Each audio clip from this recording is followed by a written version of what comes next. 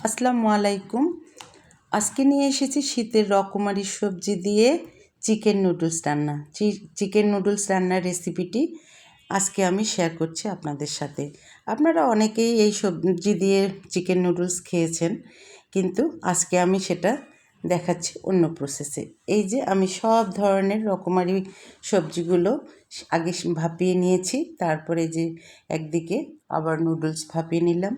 এরপরে পূর্বে থেকে মেখে নেওয়া চিকেনগুলো আমি ম্যারিনেট করে রেখেছিলাম সয়া সস এবং বিভিন্ন ধরনের গুঁড়ো মশলা, তার মধ্যে মরিচের গুঁড়ো, তারপর লবণ, ধনে গুঁড়ো, জিরে গুঁড়ো, সব ধরনের গুঁড়ো মশলাগুলো। এরপরে আমি কাঁচা পেঁয়াজ এবং কাঁচা মরিচ এর মধ্যে ঢেলে দিলাম।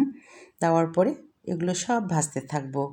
এটা ভাজা হয়ে গেলে তারপরে আমি এই যে দেখতে পাচ্ছেন, এটা কিন্তু খুব সুন্দরভাবে আগে ভাজতে হবে, নাহলে চিকেনের যে গন্ধটা সেটা কিন্তু থেকেই যাবে।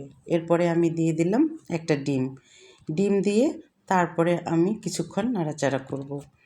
নাড়াচাড়া করা হয়ে গেলে এর মধ্যে আমি ঢেলে দেব পূর্বে থেকে এই যে সিদ্ধ করে নেওয়া হলো ক্যাপসিকাম, লাল ক্যাপসিকাম আর হলো সয়াবিন।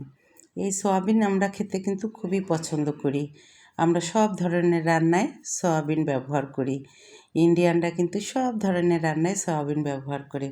তারপরে ওই যে নুডলস রাখা ম্যাগি মশলাগুলো একটার পর একটা দিয়ে আরও সুন্দর করে কিছুক্ষণ নাড়তে থাকবো। এরকম ভাজা ভাজা হয়ে গেলে তারপরে আমি দিয়ে দেব আরও কিছুটা সয়া সস দিলে এর ফ্লেভারটা আরও সুন্দর আসে। এরপরে দিয়ে দিলাম আমি গোলমরিচের গুঁড়ো। এই যে সব ধরনের উপকরণগুলো এখন আমি ভেজে তারপরে নুডলসগুলো ঢেলে দিলাম। এই যে দেখুন, নুডলসগুলো খুব সুন্দর করে নেড়ে চেড়ে আমি নেব, তারপরে পরিবেশন করব। ধন্যবাদ।